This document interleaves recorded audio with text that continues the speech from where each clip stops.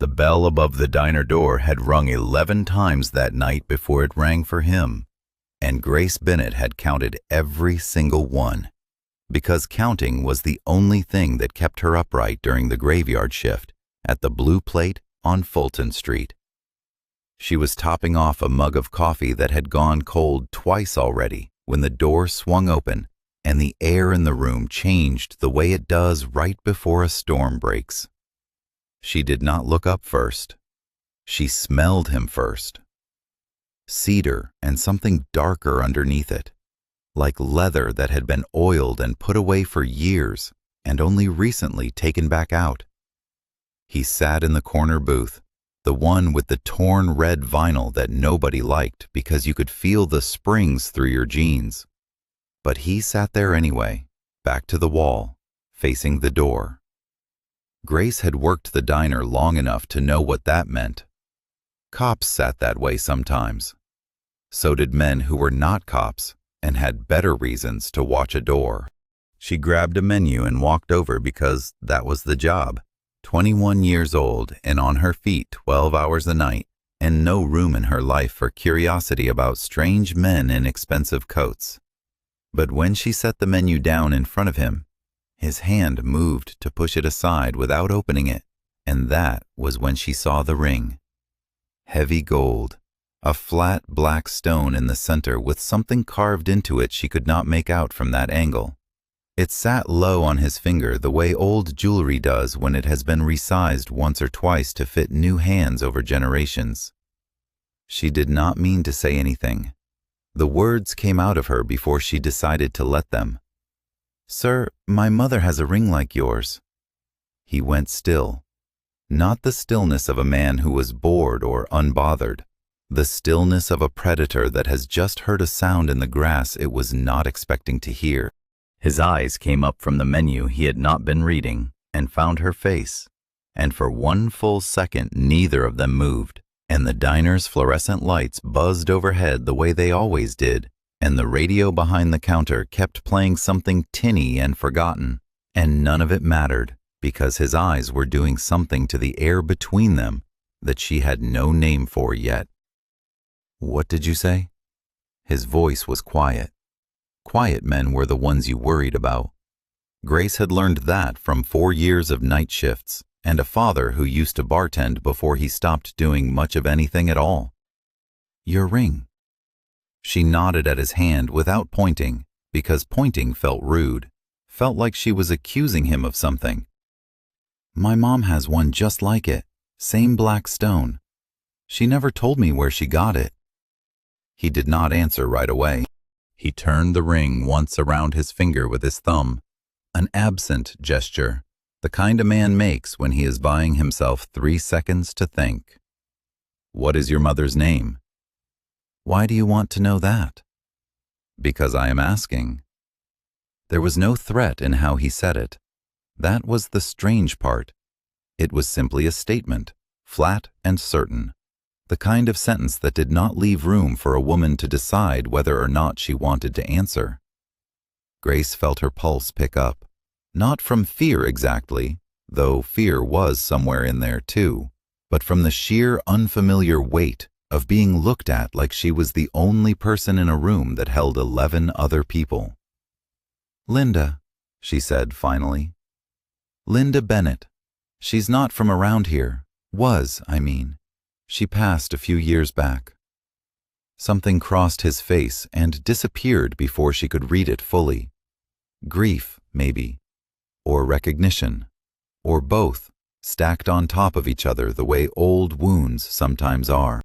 "I am sorry for your loss," he said, and it sounded like he meant it more than the words usually meant when strangers said them. "You didn't tell me your name." "Dante." He said it like a fact, not an introduction. "Dante Moretti." The name meant nothing to Grace in that moment, though it would mean everything within the hour, because Dante Moretti was not a name people said casually in certain rooms in this city. He ran territory from Red Hook to the edge of Bay Ridge, and men who worked for other men still lowered their voices when they mentioned him, And here he was in a diner booth at 1 in the morning with black coffee he had not touched and a ring on his finger that had apparently belonged to someone Grace's mother had once known. "You work here every night," he said. It was not a question.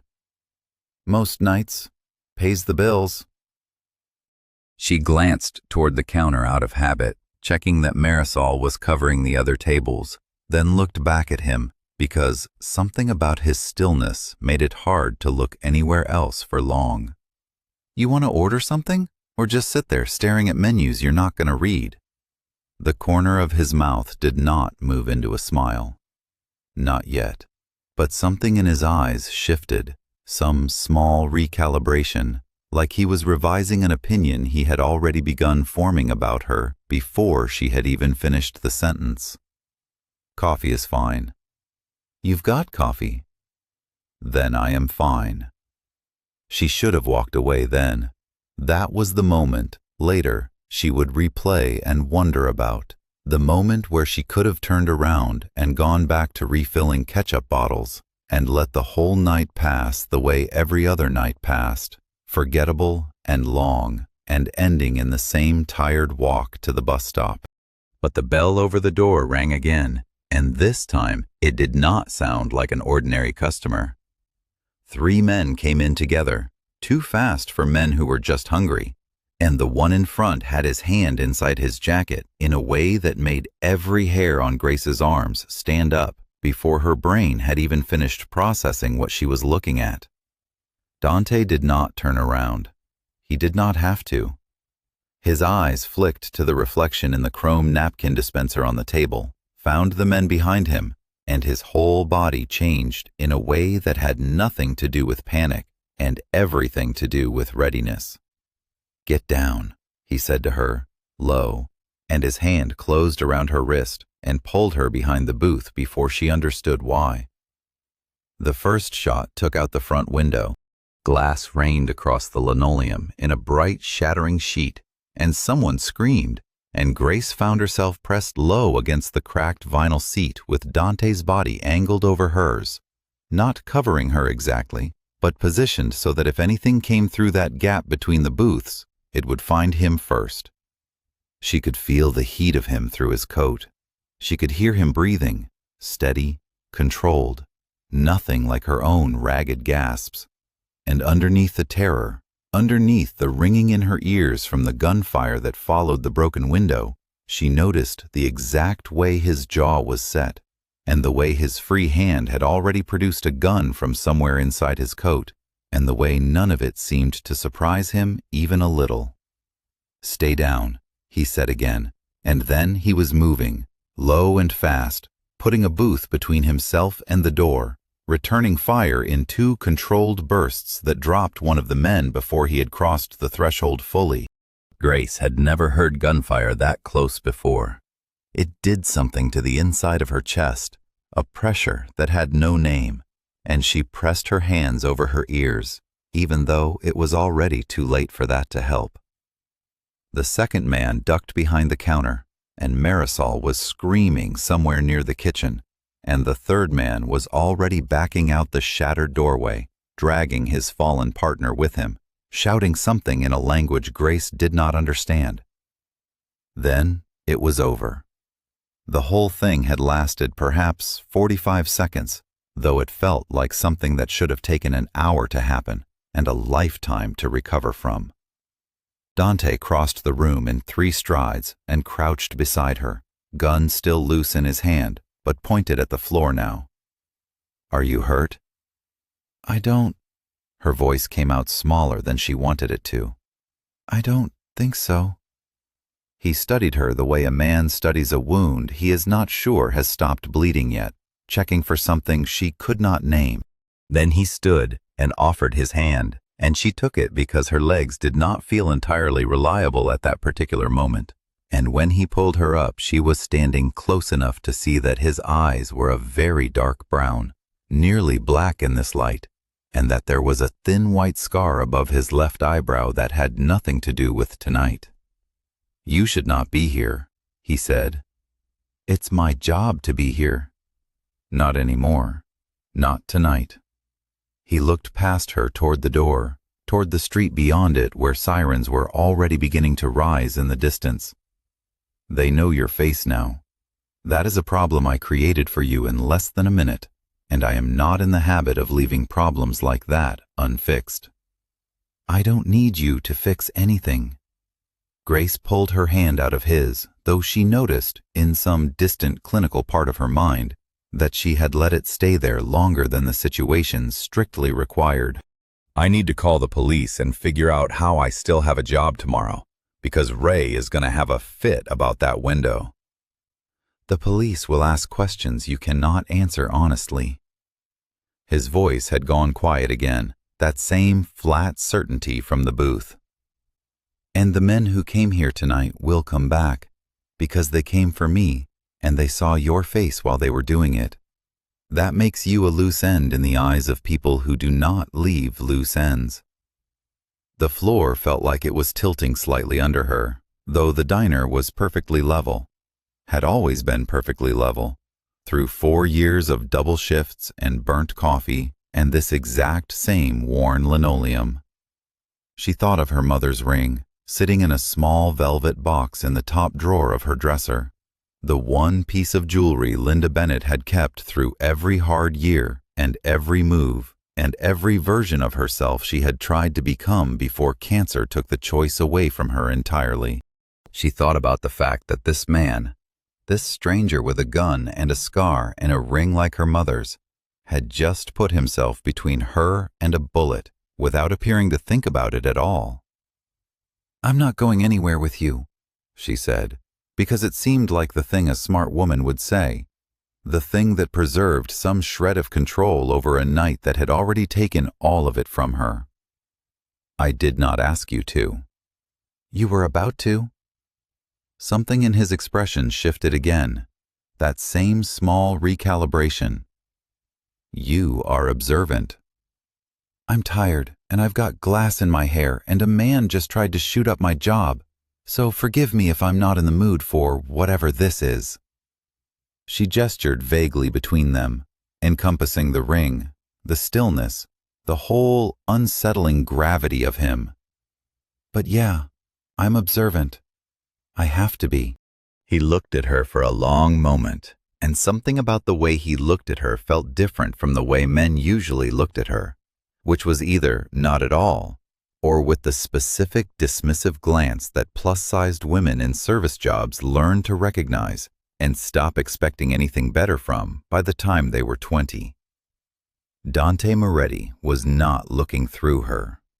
He was looking directly at her, weighing something, and whatever conclusion he reached seemed to settle something behind his eyes. 20 minutes, he said. "Come with me for 20 minutes. I will explain what I can, and then you decide what you want to do about your mother's ring and about tonight.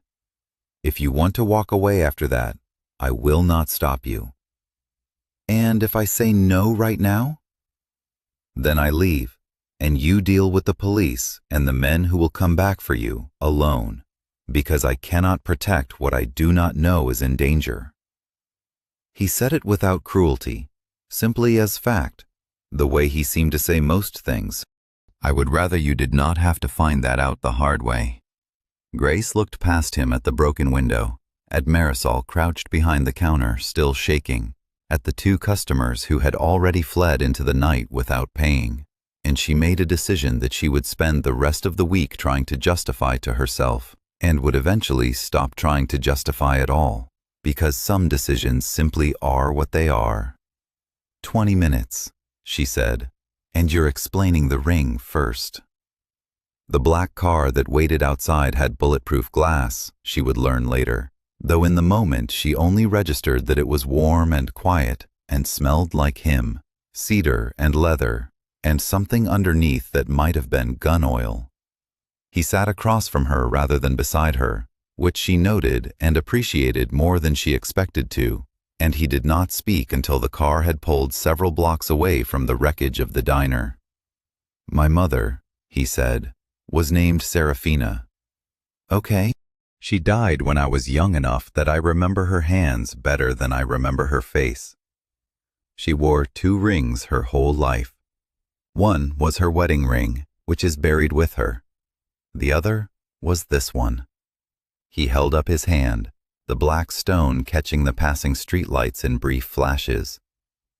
It belonged to her sister before her, my aunt, who left this country in 1983 and never came back, and whom my father refused to speak of for the rest of his life.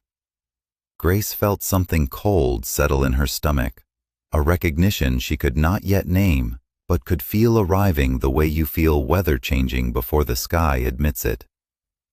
What was her name, your aunt? Adriana. He watched her face carefully as he said it. Adriana Marchetti, before she married. Does that mean anything to you? It meant everything and nothing, because Grace had never heard that name in her life. But the ring meant something, because her mother had told her once, drunk on the anniversary of a wedding that had ended before Grace was old enough to remember it, that the ring had belonged to a woman who saved her life once, a woman she never spoke of by name because the name itself was dangerous, a woman who had disappeared from Linda Bennett's life the same year Grace was born. I think, Grace said slowly, that my mother might have known her. I think my mother might have known your aunt. The car went quiet except for the hum of the engine and the wet sound of tires on a street still slick from earlier rain. Dante's jaw tightened, and for a moment the careful control he wore like a second coat slipped just slightly, enough for Grace to see something underneath it that looked almost like hope and almost like grief, occupying the same narrow space at once. Then we have a great deal to discuss, he said, but not tonight. Tonight I need to get you somewhere safe, and I need to find out who sent those men, because whoever it was knew exactly where to find me, which means someone close to my organization is no longer loyal to it. You think someone inside sold you out? I know someone did. The question is who, and the question is why. And until I have those answers, you are not safe wherever I am, because they will assume you know something you do not. He looked at her directly then, and his voice dropped into something quieter and more deliberate. I am sorry for the position I have put you in. That is not a sentence I say often, Grace Bennett, and I would appreciate you understanding that it costs me something to say it. She did not know what to do with that, with the strange formal weight of his apology. So she looked out the window instead and watched the city slide by, its ordinary late-night rhythms continuing on, unaware that anything had happened at all, unaware that a waitress from Fulton Street had just been pulled sideways into a world she had no maps for. The house he took her to was not what she expected. She had pictured something ostentatious, marble floors and gold fixtures, the kind of wealth that announced itself. Instead, it was a brownstone in a quiet block of Park Slope, warm-lit windows, nothing about the exterior suggesting it belonged to a man who could empty a room with 3 words. Inside, the furniture was old and well-kept, rather than new and expensive, and there were books on nearly every surface, and Grace found herself doing the math on what all of it must have cost, despite the deliberate absence of flash, because she had grown up doing that kind of math, learning to read what things cost even when nobody wanted her to notice. You live alone, she said, more observation than question. I have for 6 years. He hung his coat on a hook by the door, an ordinary domestic gesture that felt strange coming from a man who had just returned fire in a diner less than an hour earlier. Since my brother died. I'm sorry. You do not know the story yet. Save your sympathy until you have heard it. He said it without bitterness, simply another fact laid on the table between them. His name was Enzo. He was 2 years older than me and should have inherited everything our father built, because he was smarter than I am and steadier, and because he actually wanted the responsibility instead of merely accepting it the way I did. He was killed by a man he trusted. A capo who had worked for our family for 15 years and decided, in the end, that another family's money mattered more than the oath he had taken. Grace sat on the edge of a leather armchair she had not been invited to sit in, because her legs had finally decided they were done pretending to be steady. What happened to him? The capo? I found him myself. Dante's voice did not change at all as he said it, and that steadiness frightened her more than any raised voice could have. That is not a part of the story I intend to describe to you tonight, or perhaps ever. But I want you to understand something clearly, Grace, before this goes any further between us. I am not a good man by the standards most people use to measure that word. I have done things I do not apologize for and would do again if the circumstances required it. If you cannot exist alongside that truth, you should tell me now, and I will have someone drive you home, and I will handle the situation with the men from tonight, without involving you further. She thought about it. She genuinely thought about it, sitting in that warm, quiet room, with glass still caught somewhere in the fabric of her uniform, because she owed herself an honest answer rather than a reflexive one. I'm not going to pretend I'm okay with what that probably means, she said finally. But I watched you protect a room full of strangers tonight without thinking twice about it. And I watched you not smile at me once, even though most men smile at me the second they think it'll get them something. Which either means you don't want anything from me, or you're playing a longer game than I understand yet. Either way, I'm still here. Ask me again in a week if I'm still fine with that. Something shifted in his face, subtle but real. The ghost of an expression that was not quite a smile and would not become one for a long time yet. Not until it had been earned the way everything with this man seemed to require earning. A week, he repeated. I intend to hold you to that. He gave her a room upstairs to sleep in, though sleep did not come easily. And in the morning there was a change of clothes waiting outside the door that fit her exactly, which unsettled her until she remembered that men like Dante Moretti did not do anything by accident, including sizing a stranger's clothing correctly in under 6 hours. Downstairs she found him at the kitchen table with a laptop open and a phone pressed to his ear, speaking in low, clipped sentences to someone she assumed was one of his men. And when he saw her, he ended the call without ceremony. The 2 men from the diner were sent by Salvatore Greco, he said, no preamble, as though they had already been in the middle of a conversation. He runs the Greco family out of Bensonhurst. We have had an uneasy peace with them for 3 years. That peace appears to be over. Why now? Because someone told him I would be at that diner last night, alone, with minimal protection. I go there once a month, always the same night, always the same hour. It is a habit I picked up after Enzo died, sitting somewhere ordinary, somewhere nobody expects to find me. I thought it was safe because almost nobody knew about it.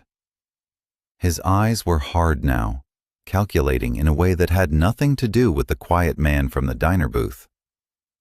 Almost nobody, which means someone close to me sold that information, and I intend to find out who before the day is finished. And me? What happens to me while you're finding that out? You stay here where I can protect you, or you go home, and I assign men to watch you at a distance, which will make you feel less safe rather than more, because you will see them and wonder if the men across the street are mine or Greco's. He closed the laptop and looked at her fully. Or there is a third option. You help me find the answer faster because you are observant, as you told me last night, and because the ring your mother wears connects our families in a way I do not yet understand and intend to. Grace crossed her arms, aware that she was standing in a stranger's kitchen in borrowed clothes discussing whether to help him hunt down a traitor inside an organized crime family, and equally aware that some part of her, the part that had spent 4 years being invisible behind a diner counter, did not want to walk away from a man who looked at her like she mattered to whatever happened next. What would helping even look like? There is a dinner tonight. A sit-down with 3 capos to discuss the situation with Greco. One of them is not loyal. I need someone in that room who nobody suspects, who can watch faces while I am occupied with talk, and who can tell me afterward what she saw that I might have missed because I was too busy performing certainty for men who expect it from me. You want me to spy on your own people? I want you to watch. There is a difference, and you already know how to do it, because you have spent years reading a room full of strangers and knowing which ones will tip well and which ones will make trouble before they have said a single word. His gaze did not waver. You have a skill I need, Grace. I am not asking you to do anything more dangerous than sitting quietly and paying attention, which you already excel at. She should have said no. She would tell herself that later, during the quiet moments when the whole thing threatened to catch up with her, that she should have said no and gone home and let the police handle whatever they were capable of handling. But there was something in the way he asked, the plain respect of it, the absence of any flattery or manipulation, that made refusing feel like abandoning something she had not yet decided to care about. Fine, she said, but you owe me answers about the ring after tonight. All of them, not the parts you feel like sharing. All of them, he agreed, and something in his voice suggested that promise cost him more than she understood yet. The dinner was held in a private room above a restaurant in Carroll Gardens, heavy curtains and low light, and the kind of formal tension that made the air itself feel thick. Grace sat at the edge of the table, introduced simply as a friend, and watched three men in expensive suits discuss territory and tribute and the growing problem of Salvatore Greco's ambitions, with a fluency that made the whole conversation feel like a language she was only beginning to learn to translate. It was the youngest capo, a man named Rico, with soft hands and a nervous habit of checking his watch, who gave himself away. Not through anything he said, but through the way his eyes went to the door, twice more than anyone else's during the meal, and the way he excused himself to make a phone call at the exact moment the conversation turned toward the details of tonight's security arrangements for Dante's home. Grace waited until the meal ended and the other men had left before she found a private moment with Dante in the narrow hallway outside the restaurant's kitchen. "It's Rico," she said quietly. "He kept checking the door like he was expecting someone, and he made a call right after you mentioned tonight's security detail. Nobody else did that." Dante's expression did not change, but something behind his eyes went very cold and very still. "You are certain." "I'm not certain of anything. I'm telling you what I saw." She held his gaze, refusing to soften the observation, just because it was uncomfortable. "You said you needed someone to watch. I watched. What you do with it is your business." He studied her for a long moment, and then he reached out and touched her jaw, just briefly, just enough to tilt her face slightly toward the light. An intimate gesture that had nothing to do with romance, and everything to do with him seeing her clearly, perhaps for the first time, as something other than a stranger who happened to know his aunt's name. "Thank you," he said, and her name followed it, spoken quietly, differently than he had said it before, the way a man says a name when he has started attaching weight to it that he had not intended to attach. Grace. That was the moment she would think about later, when everything else had settled and the danger had passed, and she was trying to identify the exact point where this had stopped being about a ring and started being about him. It was not a kiss. It was not even a full sentence. It was simply her name, said differently, and the particular quality of silence that followed it, and the way neither of them moved to end that silence for several seconds longer than the situation strictly required. The confirmation about Rico came 2 days later, delivered by one of Dante's men in a clipped phone call that Grace overheard only the edges of, and by the time the sun set that evening, the tension in the house had shifted into something sharper, more urgent. Rico had not only sold information to Greco, He had agreed to let two of Greco's men into a warehouse Dante's family used for storage, in exchange for a cut of territory that Greco had promised him once Dante was dealt with. "They're moving tonight," Dante said, standing at the window of his study with his back to her, the tension in his shoulders visible even through his suit jacket. "Rico told them I would be at the warehouse at 9 to inspect a shipment. It is a trap, obviously, but it is also an opportunity, because if I do not walk into it the way they expect, I can walk into it the way I choose instead."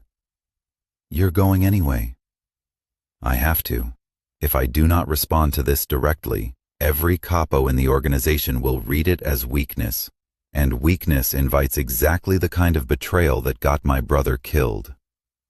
He turned to face her, and for the first time since she had met him, she saw something that looked almost like uncertainty cross his features. "I am telling you this because I do not want you to hear about it secondhand and wonder why I did not trust you with it." "Then take me with you." "Absolutely not." "Dante." She said his name the way he had said hers 2 nights ago, deliberately, testing the weight of it. "I've already been shot at once because of this. I've already sat in a room with a traitor and watched him give himself away without anyone else noticing. I'm not asking you to let me carry a gun into a warehouse. I'm asking you to trust that I can be useful instead of just being something you have to protect." "This is different. This is not a dinner where I need an extra set of eyes. This is violence, Grace. Real violence. The kind that does not care how observant you are." His voice had an edge to it now, something rawer than his usual composure. "I have already lost one person I could not protect. I am not prepared to add you to that list." The admission hung in the air between them, larger than either of them seemed prepared to acknowledge directly. Grace felt something in her chest tighten at the rough honesty of it, the accidental confession buried inside his refusal. "I'm not asking you to protect me," she said quietly. "I'm asking you to let me help you survive something, because I don't particularly want to lose you either, and that terrifies me more than any warehouse full of Greco's men does." He crossed the room and stood close enough that she had to tilt her head back to hold his gaze, and for a long moment neither of them spoke, because the thing sitting in the air between them had finally been named without either of them saying the actual words for it. "You will stay in the car," he said finally. "Close enough to help if something goes wrong, far enough that you are not standing in the middle of gunfire. Those are the only terms I will accept." "Fine." "I mean it, Grace." "I said fine." He exhaled slowly, and something in his shoulders loosened, though not by much, and when he reached out and tucked a loose strand of hair behind her ear, it felt like the most dangerous thing either of them had done yet. More dangerous than the diner, more dangerous than the dinner with Rico, because it meant something neither of them could take back once it had been said out loud through action instead of words. The warehouse sat at the edge of the Gowanus waterfront, a long, low building with corrugated metal siding and a single working light over the loading dock. Grace sat in the car exactly where he had told her to sit, watching through the windshield as Dante and 4 of his men crossed the empty lot toward the entrance, and she counted her own heartbeats the same way she had counted the diner bell rings, because counting was still the only thing that kept her steady when the world tilted sideways like this. The gunfire started less than 3 minutes after they disappeared inside. Grace's whole body went rigid at the sound of it, sharp and close and echoing off the metal walls of the warehouse, in a way that made it impossible to tell how many shots had been fired or from how many directions. She sat with her hand on the door handle, every instinct screaming at her to stay exactly where she had promised to stay, and every other instinct screaming louder that promises made in a quiet study did not account for what it actually felt like to sit helpless in a car while gunfire tore through a building 50 yards away. A man burst out of a side door she had not noticed before, moving fast and low, and it took her only a second to recognize him as one of Greco's men from the diner, the one who had fled with his wounded partner instead of finishing the job. He was running not toward the warehouse, but away from it, toward a black sedan parked at the far edge of the lot, and Grace understood in a sudden, cold flash of clarity that he was running for a car that likely held either reinforcements or an escape route that would let Greco's whole operation slip away clean. She was out of the car before she had fully decided to move. There was a length of rebar leaning against a stack of pallets near the loading dock, forgotten there by some construction crew months earlier, and Grace grabbed it without thinking about the wisdom of the decision, only about the fact that if that sedan pulled away with reinforcements inside it, everything Dante was fighting for inside that warehouse would fall apart. She swung the rebar hard into the sedan's rear tire, once, twice, feeling the rubber give under the third strike, and the man from the diner turned at the sound and raised his gun toward her with an expression that suggested he had not expected a fat waitress in borrowed clothes to be the reason his exit plan had just failed. "Drop it," he said, and his gun did not waver. Grace's mind went very quiet and very clear in the way it sometimes did during the worst rushes at the diner, the nights when 3 tables needed her at once, and somehow her body simply knew what to do faster than her thoughts could catch up. She did not drop the rebar. She threw it, hard, sidearm, the way she had once thrown a heavy serving tray at a man who grabbed her wrist without permission during her first year on the job, and it caught him across the forearm with enough force that his gun clattered to the pavement half a second before he could pull the trigger. He lunged for it anyway, and she was already moving, driving her shoulder into him before he could close his hand around the grip, and they went down together onto the cracked asphalt in a tangle of limbs that had nothing graceful about it and everything desperate. She did not know how to fight.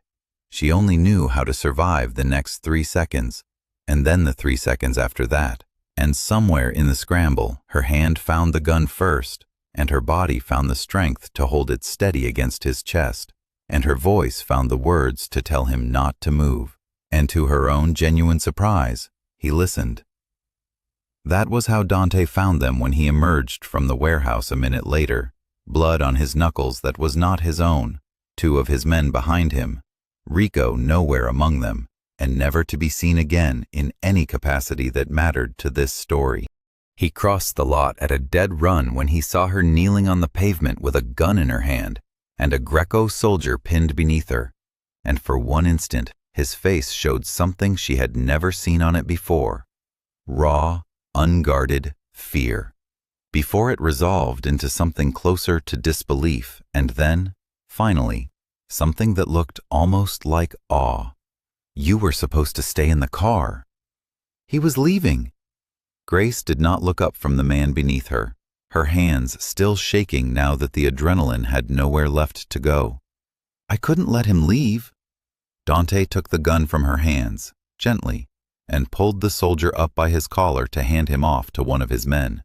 And then he turned back to her and pulled her up from the ground with both hands, checking her over with quick, efficient movements that had nothing to do with tenderness and everything to do with making certain, absolutely certain, that she had not been hurt. "You could have died," he said, and his voice cracked slightly on the word died in a way that undid something in her chest.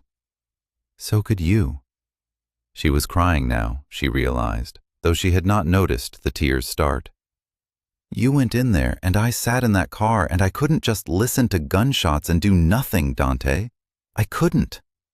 He pulled her against him then, both arms around her, his face pressed into her hair, and for a long moment, neither of them said anything at all, because there was nothing that needed saying, that the embrace itself was not already saying more clearly.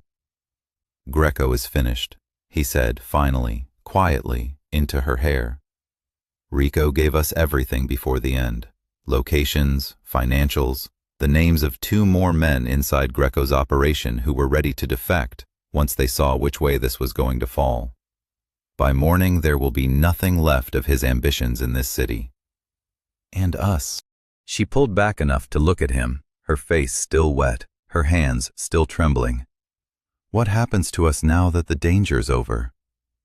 He looked at her for a long moment, something working behind his eyes that looked almost like a man choosing his next words with more care than he had chosen any words in years.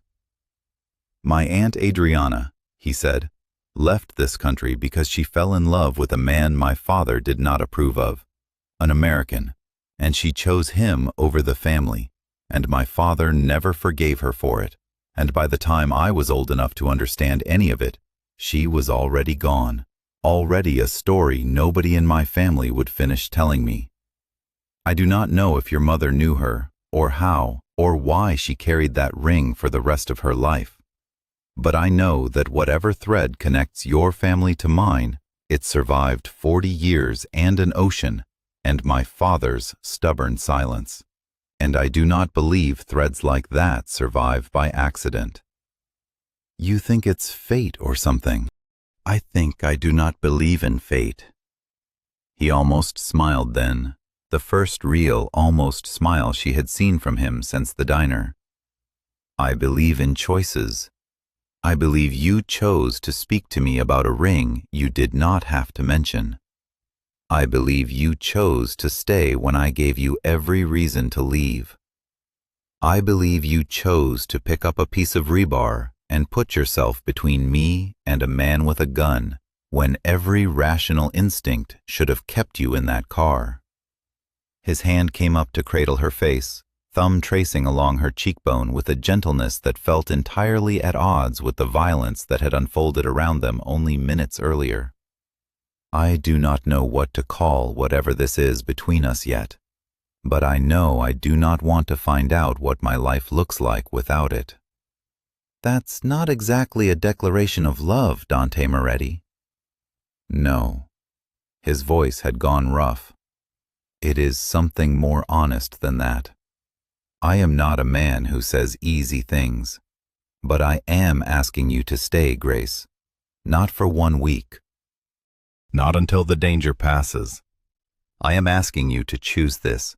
Choose me, with your eyes open to everything I am and everything I have done and everything I will likely still do, because I cannot promise you a gentler life than the one you have already glimpsed. Grace thought about the diner, about Ray and his fits over broken windows, about the version of her life that had existed exactly 1 week ago, when the biggest risk in her day was whether the coffee machine would break down before the morning rush. That life was gone now, and she understood, standing in a warehouse parking lot with blood not her own drying on the man in front of her, that she did not particularly want it back. I already chose, she said. I chose back at the diner, when I could have kept my mouth shut about the ring and let you finish your coffee and leave without ever knowing my name. I've been choosing this whole time, Dante. You're just the one who finally noticed. He kissed her then, finally, in the flat gray light before dawn, with sirens beginning to rise somewhere in the distance and his men waiting a respectful distance away, and the whole ruined machinery of Salvatore Greco's ambition scattered in pieces around them.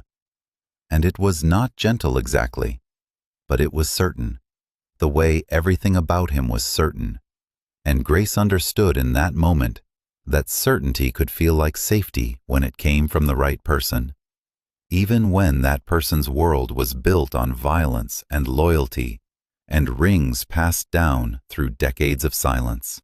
Weeks later, when the dust had settled and the Moretti family's territory sat undisputed and quiet for the first time in years, Grace sat across from him at his kitchen table with her mother's ring between them, black stone catching the morning light, and listened to him finally tell her everything he knew about Adriana Marchetti, about the American she had loved, about the letters his father had burned, and the ones he had not known his father kept hidden until after his death. There were no answers that resolved everything cleanly, no tidy explanation that closed every gap between two families separated by 40 years and an ocean and a stubborn old man's pride. But there was this. There was a table and a ring, and a man who no longer sat with his back to walls out of habit alone, and a woman who had stopped counting the seconds because she had finally found something worth losing count over. If you made it to the end of this one, drop a comment and let me know which part hit you hardest, because stories like this one only keep coming if you keep showing up for them. Hit subscribe if you want more slow burn danger and dangerous men who finally learn to say the honest thing, and I will see you in the next story.